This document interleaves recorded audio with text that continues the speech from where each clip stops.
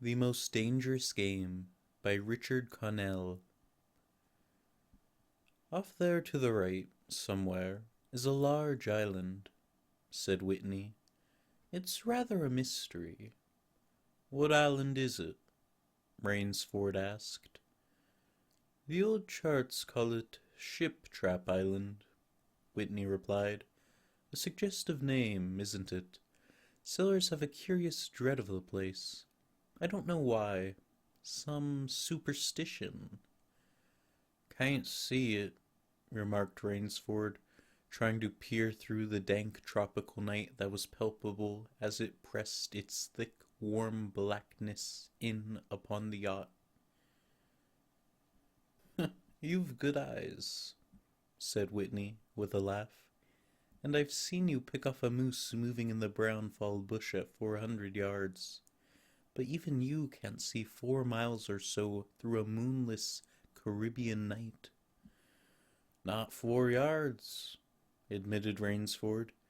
Ugh, it's like moist black velvet. It will be light enough in Rio, promised Whitney. We should make it in a few days. I hope the jaguar guns have come from Purdy's. We should have some good hunting up the Amazon. Great sport, hunting. The best sport in the world, agreed Rainsford. For the hunter, amended Whitney, not for the jaguar. Don't talk rot, Whitney, said Rainsford. You're a big game hunter, not a philosopher. Who cares how a jaguar feels? Perhaps the jaguar does, observed Whitney. Bah! They've no understanding. Even so, I rather think they understand one thing. Fear. The fear of pain and the fear of death. Nonsense, laughed Rainsford. This hot weather's making you soft, Whitney. Be a realist. The world is made up of 2 classes, the hunters and the huntees. Luckily, you and I are hunters.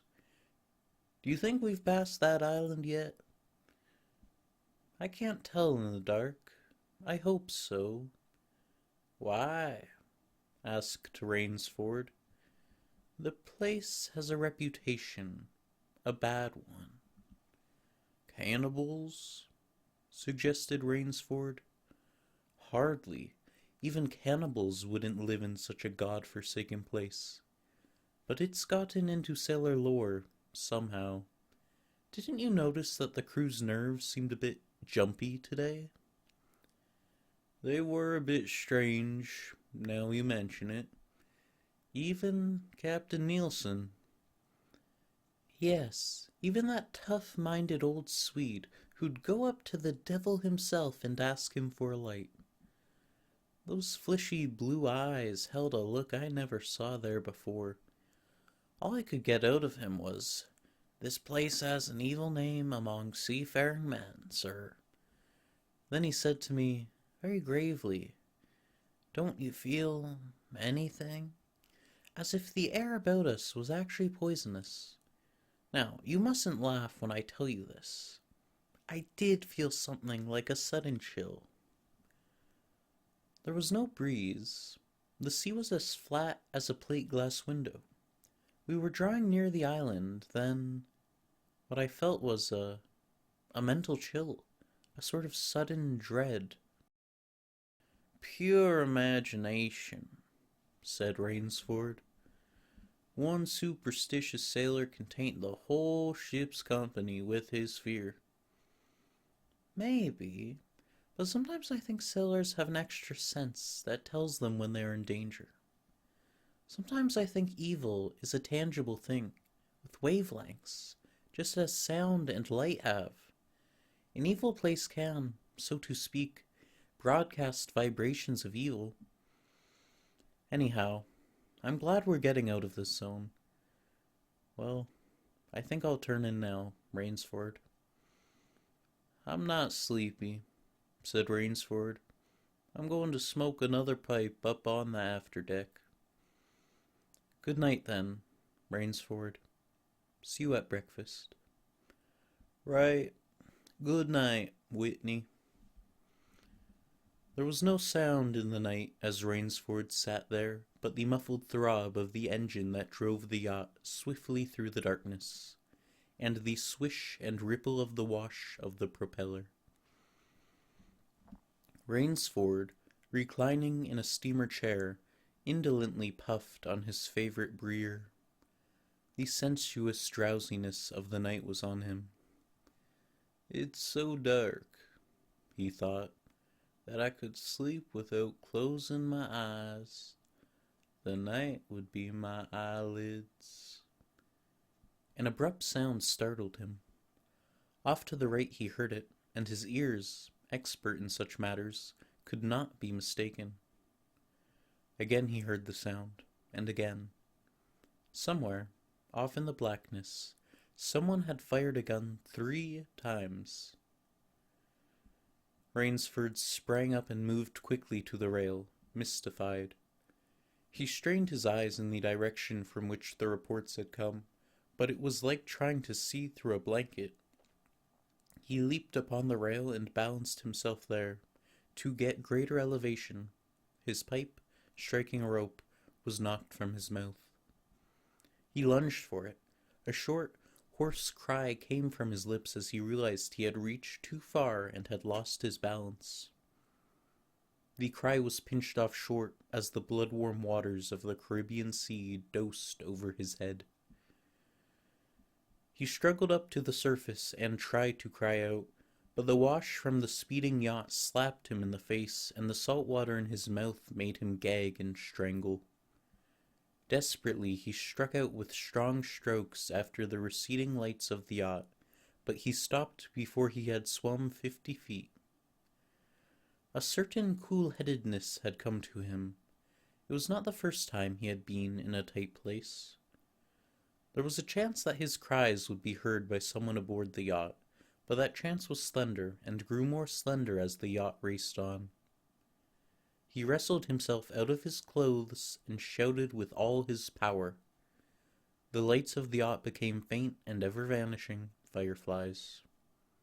Then they were blotted out entirely by the night. Rainsford remembered the shots.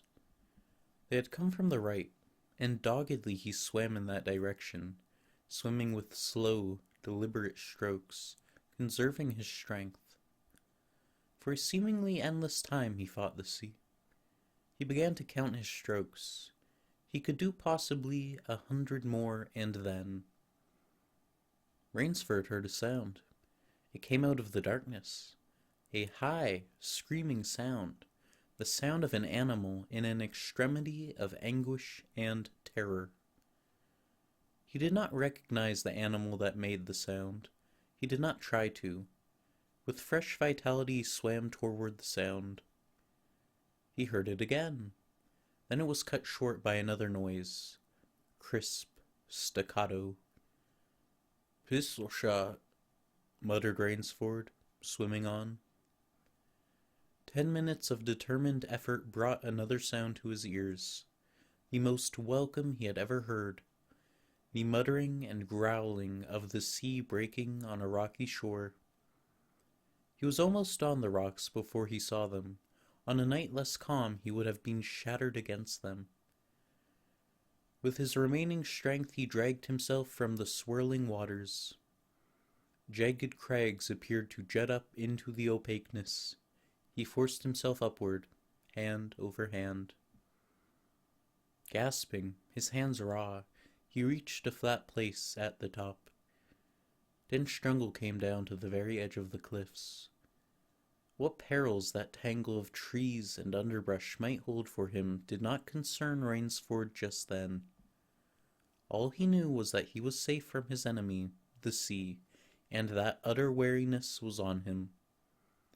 He flung himself down at the jungle edge and tumbled headlong into the deepest sleep of his life. When he opened his eyes, he knew from the position of the sun that it was late in the afternoon. Sleep had given him a new vigor. A sharp hunger was picking at him. He looked about him, almost cheerfully. Where there are pistol shots, there are men. Where there are men, there is food, he thought. But what kind of men, he wondered, in so forbidding a place? An unbroken front of snarled and ragged jungle fringed the shore. He saw no sign of a trail through the closely knit web of weeds and trees. It was easier to go along the shore, and Rainsford floundered along by the water. Not far from where he landed, he stopped. Some wounded thing, by the evidence a large animal, had thrashed about in the underbrush. The jungle weeds were crushed down, and the moss was lacerated. One patch of weed was stained crimson. A small, glittering object not far away caught Rainford's eye, and he picked it up. It was an empty cartridge. "A 22, he remarked. "That's odd. It must have been a fairly large animal, too. The hunter had his nerve with him to tackle it with a light gun. It's clear that brute put up a fight. I suppose the first 3 shots I heard was when the hunter flushed his quarry and wounded it. The last shot was when he trailed it here and finished it." He examined the ground closely and found what he had hoped to find, the print of hunting boots. They pointed along the cliff in the direction he had been going. Eagerly he hurried along, now slipping on a rotten log or a loose stone, but making headway. Night was beginning to settle down on the island. Bleak darkness was blacking out the sea and a jungle when Rainsford sighted the lights. He came upon them as he turned a crook in the coastline, and his first thought was that he had come upon a village, for there were many lights. But as he forged along, he saw to his great astonishment that all the lights were in one enormous building, a lofty structure with pointed towers plunging upward into the gloom. His eyes made out the shadowy outlines of a palatial chateau. It was set on a high bluff, and on 3 sides of its cliffs dived down to where the sea licked greedy lips in the shadows. Mirage, thought Rainsford. But it was no mirage, he found, when he opened the tall spiked iron gate. The stone steps were real enough. The massive door with a leering gargoyle for a knocker was real enough. Yet above it all hung an air of unreality.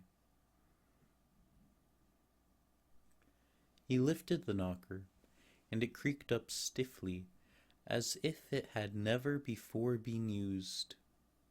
He let it fall, and it startled him with its booming loudness. He thought he heard steps within.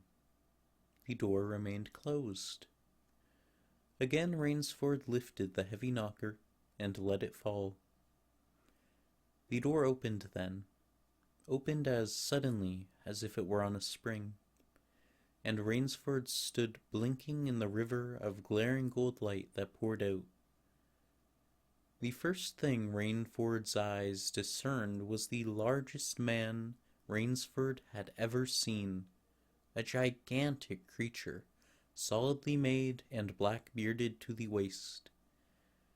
In his hand the man held a long-barreled revolver, and he was pointing it straight at Rainsford's heart. Out of the snarl of beard 2 small eyes regarded Rainsford. "Don't be alarmed," said Rainsford, with a smile which he hoped was disarming. "I'm no robber. I fell off a yacht. My name is Sanger Rainsford, of New York City." The menacing look in the eyes did not change, the revolver pointing as rigidly as if the giant were a statue. He gave no sign that he understood Rainsford's words, or that he had even heard them. He was dressed in uniform, a black uniform trimmed with grey astrakhan. "I'm Sanger Rainsford of New York," Rainsford began again. "I fell off a yacht. I'm hungry." The man's only answer was to raise with his thumb the hammer of his revolver. Then Rainsford saw the man's free hand go to his forehead in a military salute, and he saw him click his heels together and stand at attention. Another man was coming down the broad marble steps, an erect, slender man in evening clothes. He advanced to Rainsford and held out his hand. In a cultivated voice marked by a slight accent that gave it added precision and deliberateness, he said, "It is a very great pleasure and honor to welcome Mr. Sanger Rainsford, the celebrated hunter, to my home." Automatically, Rainsford shook the man's hand. "I've read your book about hunting snow leopards in Tibet, you see," explained the man. "I am General Zaroff." Rainsford's first impression was that the man was singularly handsome. His second was that there was an original, almost bizarre quality about the general's face. He was a tall man, past middle age, for his hair was a vivid white, but his thick eyebrows and pointed military mustache were as black as the night from which Rainsford had come. His eyes, too, were black and very bright. He had high cheekbones, a sharp-cut nose, a spare, dark face, the face of a man used to giving orders, the face of an aristocrat. Turning to the giant in uniform, the general made a sign. The giant put away his pistol, saluted, withdrew. "Ivan is an incredibly strong fellow," remarked the general, "but he has the misfortune to be deaf and dumb. A simple fellow, but I'm afraid, like all his race, a bit of a savage." "Is he Russian?" "He is a Cossack," said the general, and his smile showed red lips and pointed teeth. "So am I." "Come," he said, "we shouldn't be chatting here. We can talk later. Now you want clothes, food, rest. You shall have them. This is a most restful spot." Ivan had reappeared, and the general spoke to him with lips that moved but gave forth no sound. "Follow Ivan, if you please, Mr. Rainsford," said the general. "I was about to have my dinner when you came. I will wait for you. You will find that my clothes will fit you, I think." It was to a huge, beam-ceilinged bedroom with a canopied bed big enough for 6 men that Rainsford followed the silent giant.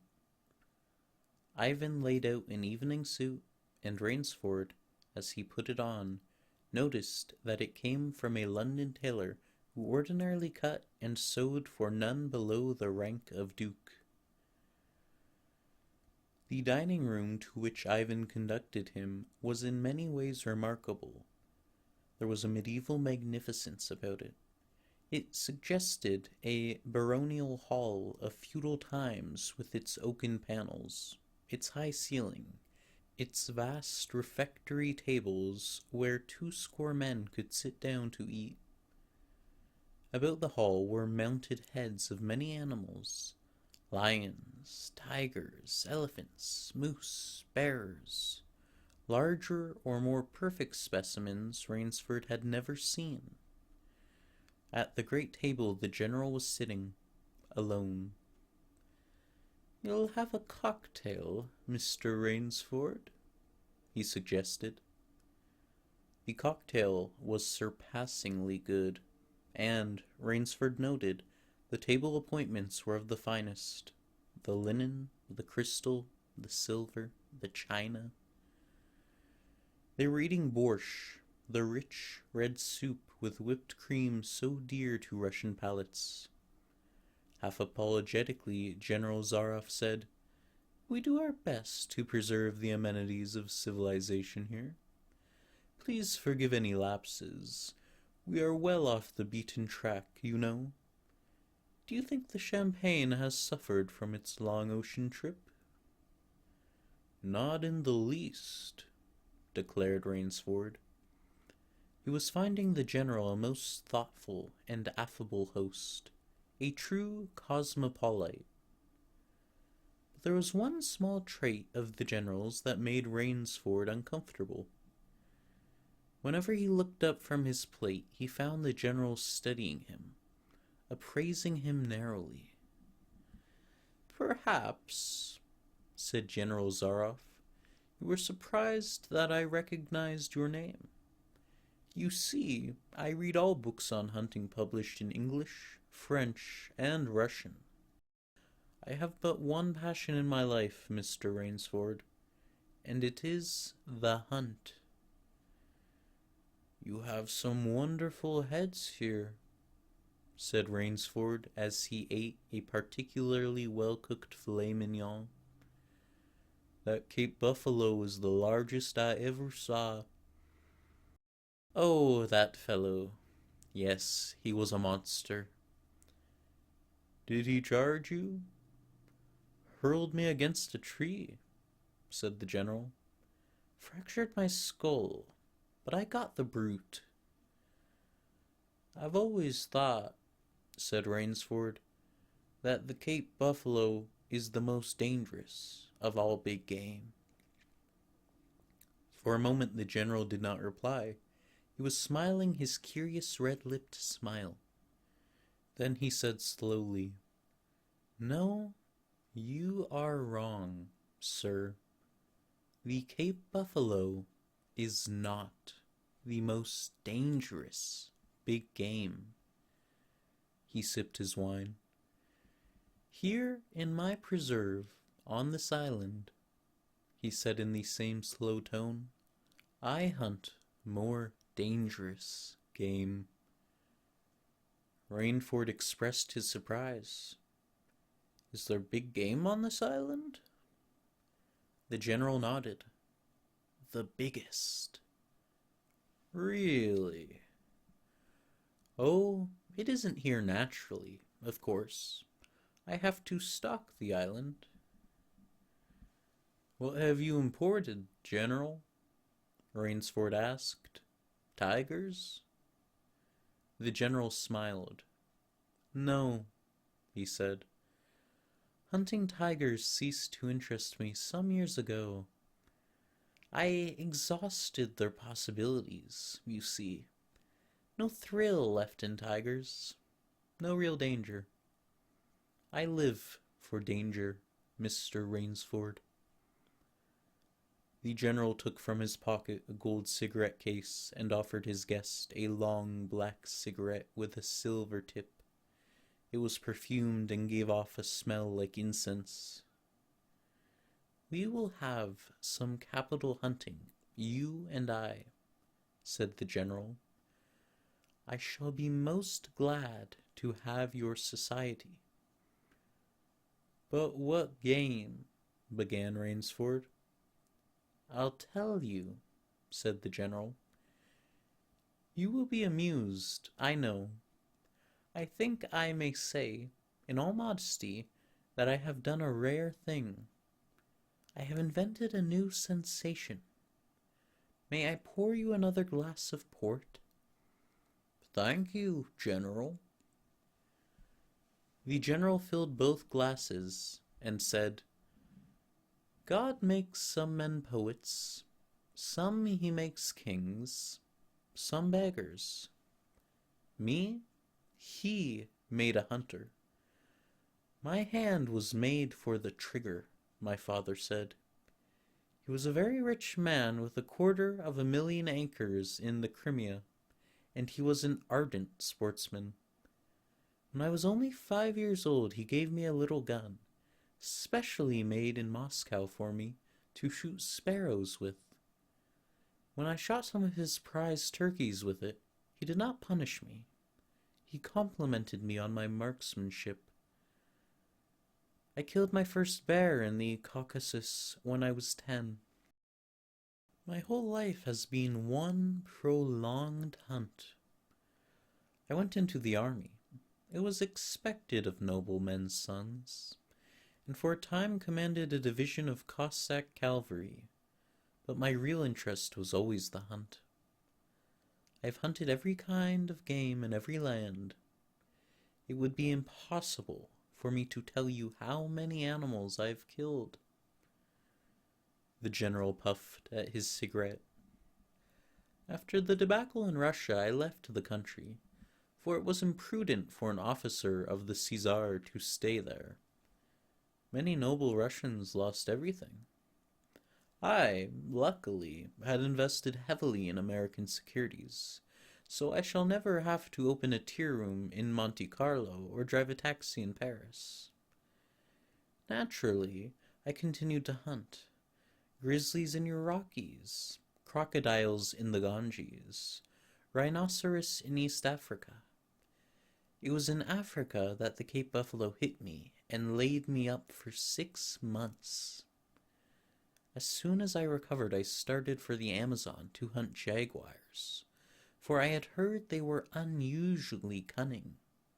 They weren't, the Cossack sighed. They were no match at all for a hunter with his wits about him and a high-powered rifle. I was bitterly disappointed. I was lying in my tent with a splitting headache one night when a terrible thought pushed its way into my mind. Hunting was beginning to bore me. And hunting, remember, had been my life. I have heard that in America, businessmen often go to pieces when they give up the business that has been their life. Yes, that's so, said Rainsford. The general smiled. I had no wish to go to pieces, he said. I must do something. Now, mine is an analytical mind, Mr. Rainsford. Doubtless, that is why I enjoy the problems of the chase. No doubt, General Zaroff. So, continued the general, I asked myself why the hunt no longer fascinated me. You are much younger than I am, Mr. Rainsford, and have not hunted as much, but you perhaps can guess the answer. What was it? Simply this. Hunting had ceased to be what you call a sporting proposition. It had become too easy. I always got my quarry. Always. There's no greater bore than perfection. The general lit a fresh cigarette.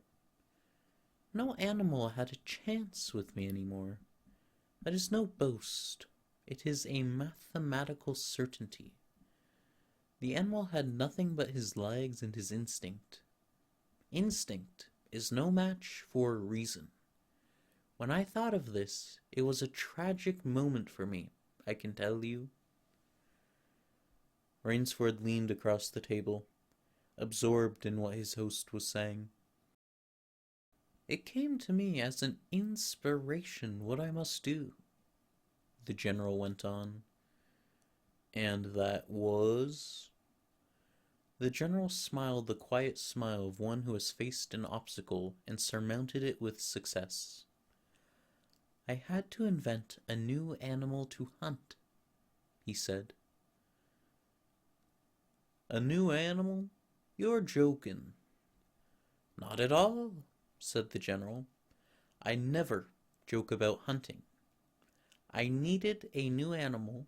I found one. So I bought this island, built this house, and here I do my hunting. The island is perfect for my purposes. There are jungles with a maze of traits in them, hills, swamps. But the animal, General Zaroff.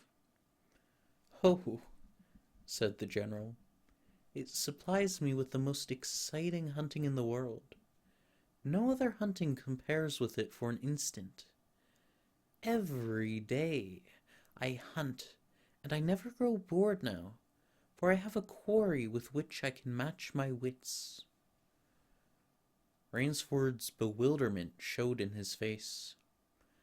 I wanted the ideal animal to hunt, explained the general.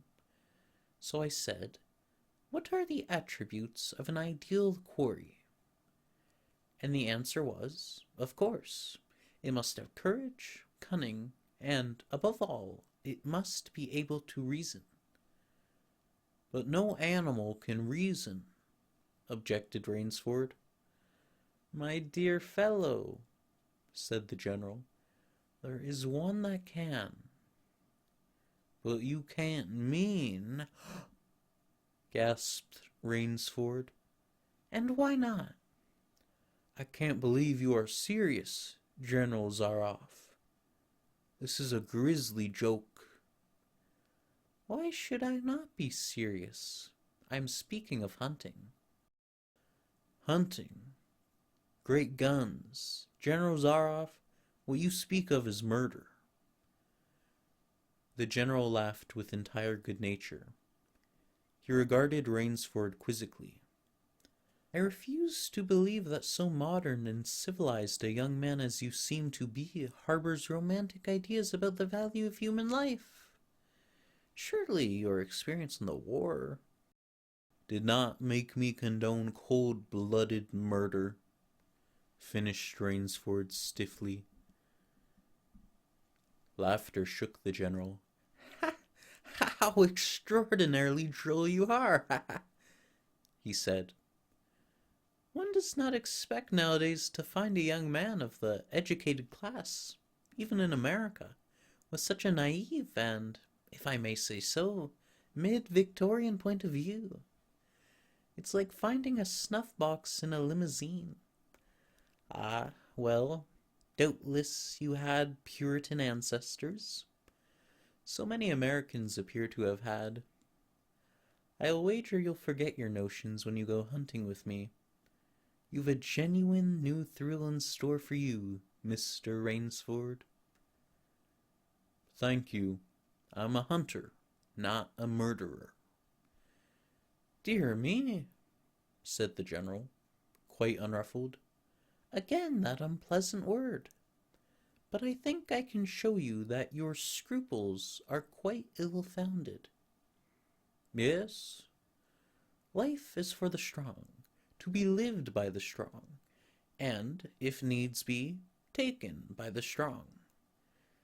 The weak of the world were put here to give the strong pleasure. I'm strong. Why should I not use my gift? If I wish to hunt, why should I not?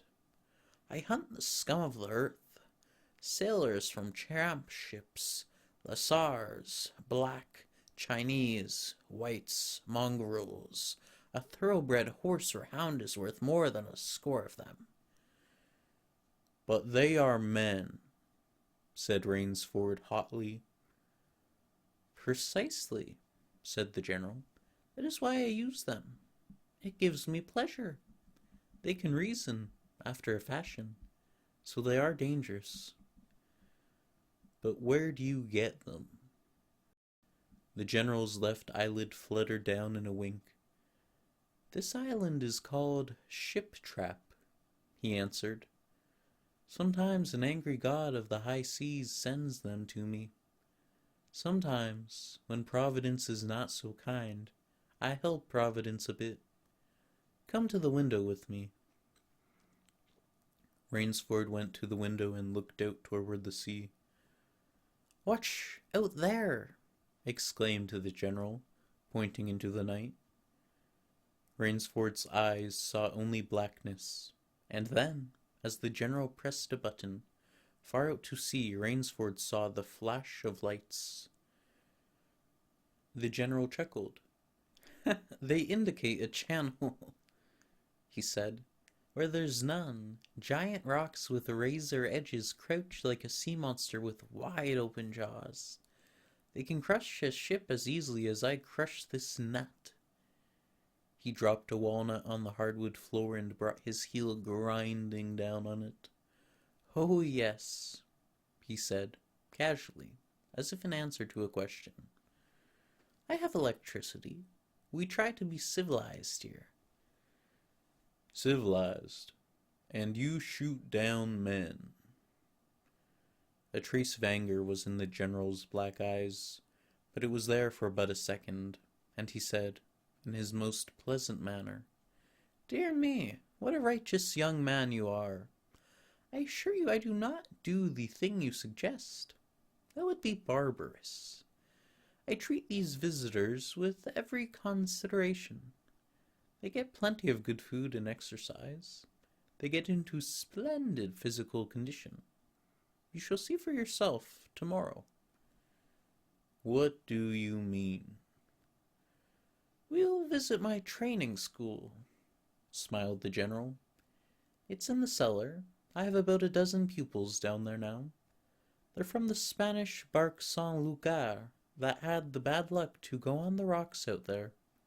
A very inferior lot, I regret to say. Poor specimens, and more accustomed to the deck than to the jungle." He raised his hand, and Ivan, who served as waiter, brought thick Turkish coffee. Rainsford, with an effort, held his tongue in check. "It's a game, you see," pursued the general blandly. "I suggest to one of them that we go hunting. I give him a supply of food and an excellent hunting knife. I give him 3 hours' start. I am to follow, armed only with a pistol of the smallest caliber and range. If my quarry eludes me for 3 whole days, he wins the game. If I find him," the general smiled, "he loses." "Suppose he refuses to be hunted?" "Oh," said the general, "I give him his option, of course. He need not play that game if he doesn't wish to. If he does not wish to hunt, I turn him over to Ivan. Ivan once had the honor of serving as official neuter to the great white Caesar, and he has his own ideas of sport. Invariably, Mr. Rainsford, invariably they choose the hunt." "And if they win?" The smile on the general's face widened. "To date, I have not lost," he said. Then he added, hastily, "I don't wish you to think me a braggart, Mr. Rainsford. Many of them afford only the most elementary sort of problem. Occasionally I'll strike a Tartar. One almost did win. I eventually had to use the dogs." "The dogs?" "This way, please. I'll show you." The general steered Rainsford to a window. The lights from the windows sent a flickering illumination that made grotesque patterns on the courtyard below, and Rainsford could see moving about there a dozen or so huge black shapes as they turned toward him. Their eyes glittered greenly.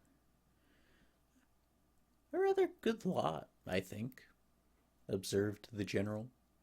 "They are let out at 7 every night. If anyone should try to get into my house, or out of it, something extremely regrettable would occur to him." He hummed a snatch of song from the Folies Bergère. "And now," said the general, "I want to show you my new collection of heads. Will you come with me to the library?" "I hope," said Rainsford, "that you will excuse me tonight. Generals are off. I'm really not feeling well." "Ah, indeed?" the general inquired solicitously. "Well, I suppose that's only natural, after your long swim. You need a good, restful night's sleep. Tomorrow you will feel like a new man, I'll wager. Then we'll hunt, eh? I've one rather promising prospect." Rainsford was hurrying from the room. "Sorry you can't go with me tonight," called the general. "I expect rather fair sport, A big, strong black. He looks resourceful. Well, good night, Mr. Rainsford. I hope you have a good night's rest. The bed was good, and the pajamas of the softest silk, and he was tired in every fibre of his being, but nevertheless Rainsford could not quiet his brain with the opiate of sleep. He lay, eyes wide open. Once he thought he heard stealthy steps in the corridor outside his room. He sought to throw open the door. It would not open. He went to the window and looked out. His room was high up in one of the towers.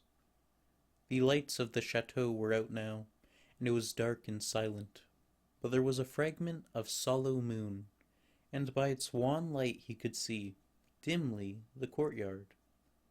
There, weaving in and out in the pattern of shadow, were black, noiseless forms. The hounds heard him at the window and looked up, expectantly, with their green eyes. Rainsford went back to bed and lay down. By many methods he tried to put himself to sleep.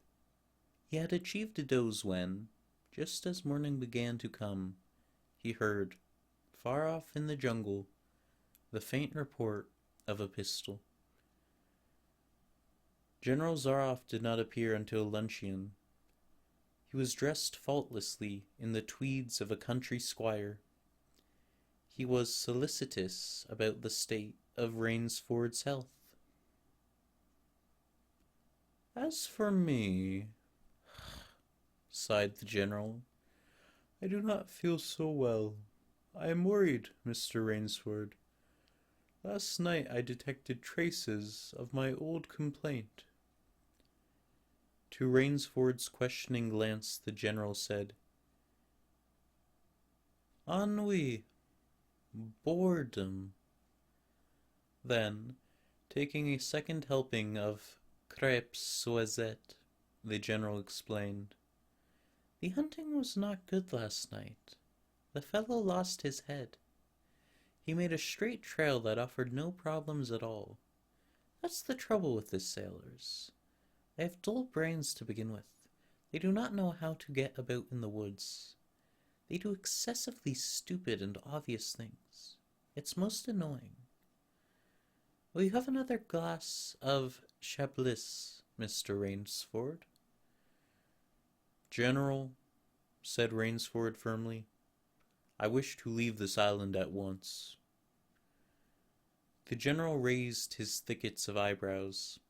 He seemed hurt. But, my dear fellow, the general protested, you've only just come. You've had no hunting. I wish to go today, said Rainsford. He saw the dead black eyes of the general on him, steadying him. General Zaroff's face suddenly brightened. He filled Rainsford's glass with venerable Chablis from a dusty bottle. Tonight, said the general, we will hunt, you and I. Rainsford shook his head. No, General, he said, I will not hunt. The general shrugged his shoulders and delicately ate a hothouse grape. As you wish, my friend, he said. The choice rests entirely with you. But may I not venture to suggest that you will find my idea of sport more diverting than Ivan's? He nodded toward the corner to where the giant stood, scowling, his thick arms crossed on his hogshead of chest. You don't mean, cried Rainsford. My dear fellow, said the general, have I not told you I always mean what I say about hunting? This really is an inspiration. I drink to a foeman worthy of my steel at last. The general raised his glass, but Rainsford sat staring at him. You'll find this game worth playing, the general said enthusiastically. Your brain against mine, your woodcraft against mine, Your strength and stamina against mine. Outdoor chess. And the stake is not without value, eh? And if I win, began Rainsford huskily, I'll cheerfully acknowledge my self-defeat if I do not find you by midnight of the third day, said General Zaroff. My sloop will place you on the mainland near a town. The general read what Rainsford was thinking. Oh, you can trust me, said the Cossack. I will give you my word as a gentleman and a sportsman. Of course you, in turn, must agree to say nothing of your visit here. I'll agree to nothing of the kind, said Rainsford. Oh, said the general. In that case, but why discuss that now? 3 days hence we can discuss it over a bottle of Veuve Clicquot, unless... The general sipped his wine. Then a business-like air animated him. Ivan, he said to Rainsford, will supply you with hunting clothes, food, a knife. I suggest you wear moccasins. They leave a poorer trail. I suggest, too, that you avoid the big swamp in the southeast corner of the island. We call it Death Swamp. There's quicksand there. One foolish fellow tried it. The deplorable part of it was that Lazarus followed him. You can imagine my feelings, Mr. Rainsford. I loved Lazarus. He was the finest hound in my pack. Well, I must beg you to excuse me now. I always take a siesta after lunch. You'll hardly have time for a nap, I fear. You'll want to start, no doubt. I shall not follow till dusk. Hunting at night is so much more exciting than by day, don't you think? Au revoir, Mr. Rainsford. Au revoir. General Zaroff, with a deep, curtly bow, strolled from the room. From another door came Ivan. Under one arm he carried khaki hunting clothes, a haversack of food, a leather sheath containing a long-bladed hunting knife. His right hand rested on a cocked revolver thrust in the crimson sash about his waist. Rainsford had fought his way through the bush for 2 hours. I must keep my nerve, he said through tight teeth. He had not been entirely clear-headed when the chateau gates snapped shut behind him. His whole idea at first was to put distance between himself and General Zaroff, and, to this end, he had plunged along, spurred on by the sharp roars of something very like panic. Now he had to get a grip on himself, had stopped, and was taking stock of himself and the situation. He saw that straight flight was futile. Inevitably, it would bring him face to face with the sea. He was in a picture with a frame of water, and his operations, clearly, must take place within that frame. I'll give him a trail to follow, muttered Rainsford, and he struck off from the rude path he had been following into the trackless wilderness. He executed a series of intricate loops. He doubled on his trail again and again, recalling all the lore of the fox hunt and all the dodges of the fox. Night found him leg-weary, with hands and face lashed by the branches, on a thickly wooded ridge. He knew it would be insane to blunder on through the dark, even if he had the strength. His need for rest was imperative, and he thought, I have played the fox. Now I must play the cat of the fable. A big tree with a thick trunk and outspread branches was nearby, and, taking care to leave not the slightest mark, he climbed up into the crotch, and, stretching out on one of the broad limbs, after a fashion, rested. Rest brought him new confidence and almost a feeling of security. Even so zealous a hunter as General Zaroff could not trace him there, he told himself. Only the devil himself could follow that complicated trail through the jungle after dark. But perhaps the general was a devil. An apprehensive night crawled slowly by like a wounded snake, and sleep did not visit Rainsford, although the silence of a dead world was on the jungle. Towards morning, when a dingy grey was varnishing the sky, the cry of some startled bird focused Rainsford's attention in that direction. Something was coming through the bush, coming slowly, carefully, coming by the same winding way Rainsford had come. He flattened himself down on the limb, and, through a screen of leaves almost as thick as tapestry, he watched. That which was approaching was a man. It was General Zaroff. He made his way along with his eyes fixed in utmost concentration on the ground before him. He paused, almost beneath the tree, dropped to his knees and studied the ground. Rainsford's impulse was to hurl himself down like a panther, but he saw that the general's right hand held something metallic, a small automatic pistol. The hunter shook his head several times, as if he were puzzled. Then he straightened up and took from his case one of his black cigarettes. Its pungent incense-like smoke floated up to Rainsford's nostrils. Rainsford held his breath. The general's eyes had left the ground and were traveling inch by inch up the tree. Rainsford froze there, every muscle tensed for a spring. But the sharp eyes of the hunter stopped before they reached the limb where Rainsford lay. A smile spread over his brown face. Very deliberately he blew a smoke ring into the air. Then he turned his back on the tree and walked carelessly away, back along the trail he had come. The swish of the underbrush against his hunting boots grew fainter and fainter. The pent-up air burst hotly from Rainsford's lungs. His first thought made him feel sick and numb. The general could follow a trail through the woods at night. He could follow an extremely difficult trail. He must have uncanny powers. Only by the merest chance had the Cossack failed to see his quarry. Rainsford's second thought was even more terrible.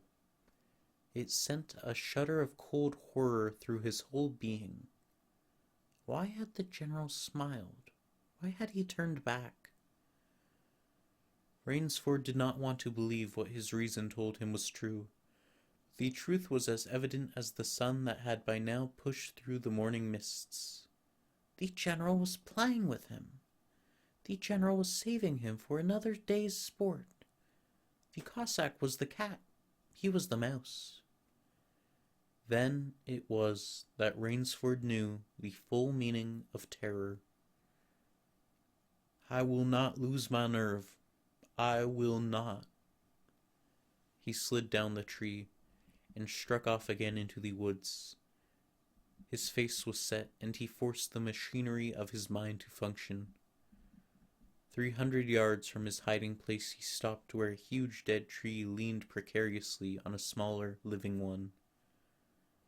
Throwing off his sack of food, Rainsford took his knife from its sheath and began to work with all his energy. The job was finished at last, and he threw himself down behind a fallen log 100 feet away. He did not have to wait long. The cat was coming again to play with the mouse. Following the trail with the sureness of a bloodhound came General Zaroff. Nothing escaped those searching black eyes. No crushed blade of grass, no bent twig, no mark, no matter how faint in the moss. So intent was the Cossack on his stalking that he was upon the thing Rainsford had made before he saw it. His foot touched the protruding bow that was the trigger. Even as he touched it, the general sensed his danger and leaped back with the agility of an ape. But he was not quick enough. The dead tree, delicately adjusted to rest on the cut living one, crashed down and struck the general a glancing blow on the shoulder as it fell. But for his alertness, he must have been smashed beneath it. He staggered, but he did not fall, nor did he drop his revolver. He stood there, rubbing his injured shoulder, and Rainsford, with fear again gripping his heart, heard the general's mocking laugh ring through the jungle. "Rainsford," called the general, "if you are within sound of my voice, as I suppose you are, let me congratulate you. Not many men know how to make a Malay man-catcher. Luckily for me, I, too, have hunted in Malacca. You are proving interesting, Mr. Rainsford. I am going now to have my wound dressed. It's only a slight one, but I shall be back. I shall be back." With the general, nursing his bruised shoulder, had gone, Rainsford took up his flight again. It was flight now, a desperate, hopeless flight that carried him on for some hours. Dusk came, then darkness, and still he pressed on. The ground grew softer under his moccasins. The vegetation grew ranker, denser. Insects bit him savagely. Then, as he stepped forward, his foot sank into the ooze. He tried to wrench it back, but the muck sucked viciously at his foot as if it were a giant leech. With a violent effort, he tore his feet loose. He knew where he was now. Death Swamp and its quicksand. His hands were tight closed as if his nerve were something tangible that someone in the darkness was trying to tear from his grip. The softness of the earth had given him an idea. He stepped back from the quicksand a dozen feet or so and, like some huge prehistoric beaver, he began to dig. Rainsford had dug himself in France when a second's delay meant death. That had been a placid pastime compared to his digging now. The pit grew deeper.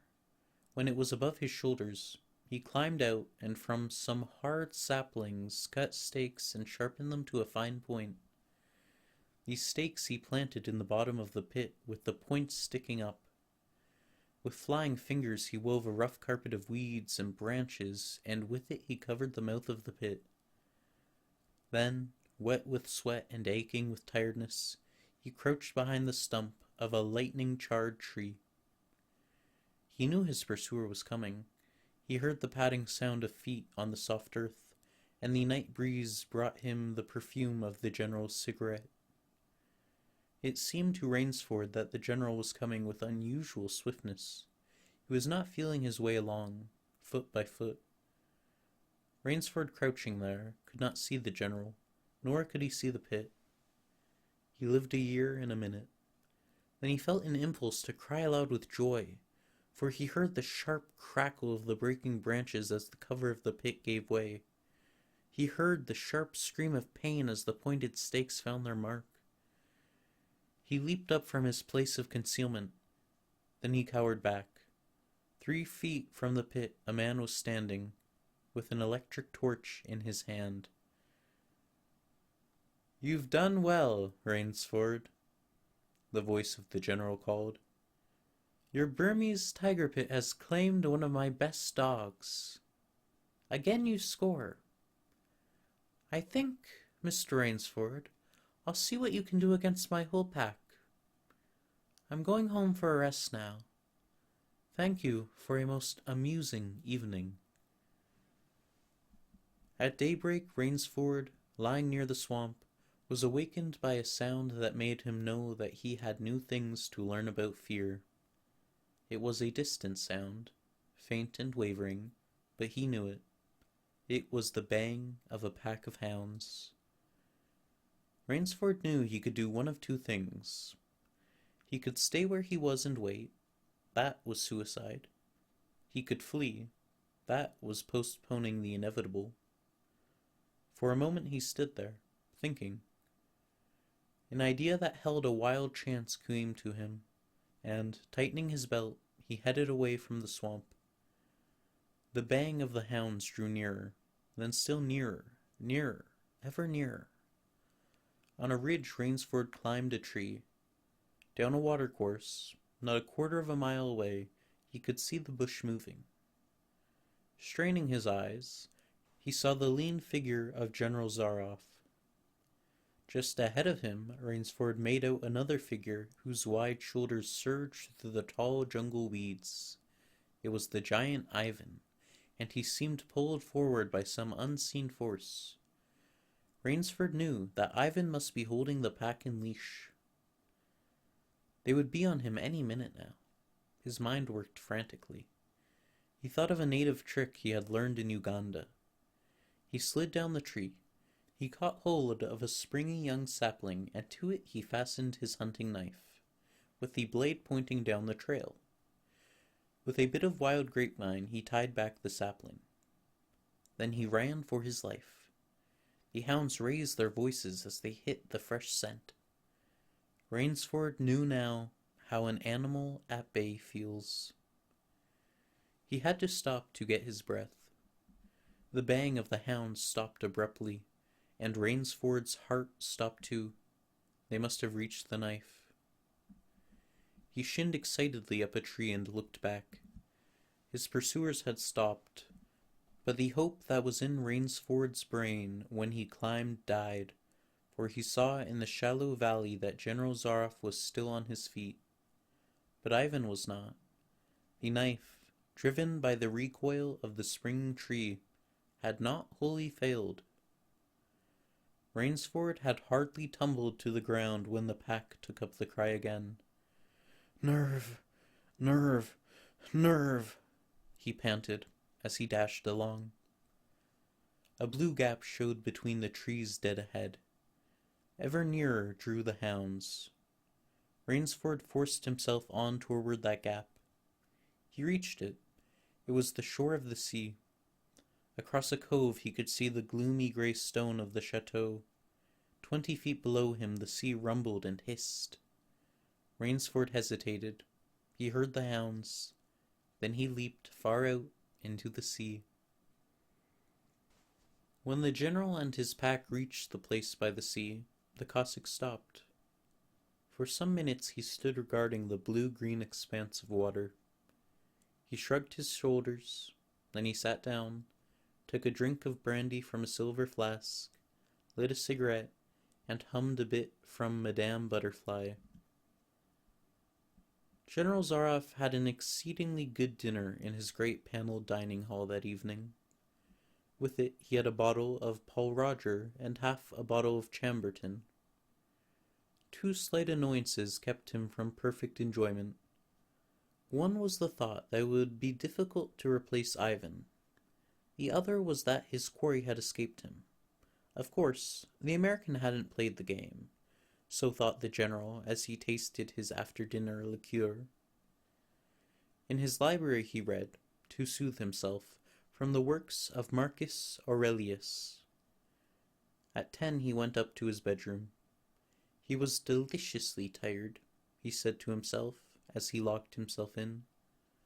There was a little moonlight, so before turning on his light, he went to the window and looked down at the courtyard.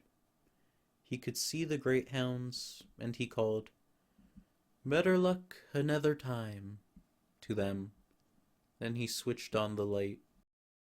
A man, who had been hiding in the curtains of the bed, was standing there. "Rainsford!" screamed the general. "How in God's name did you get here?" "Swam," said Rainsford. "I found it quicker than walking through the jungle." The general sucked in his breath and smiled. "I congratulate you," he said. "You have won the game." Rainsford did not smile. "I'm still a beast at bay," he said in a low, hoarse voice. "Get ready, General Zaroff." The general made one of his deepest bows. "I see," he said. "Splendid. One of us is to furnish a repast for the hounds. The other will sleep in this very excellent bed. On guard, Rainsford." He had never slept in a better bed, Rainsford decided.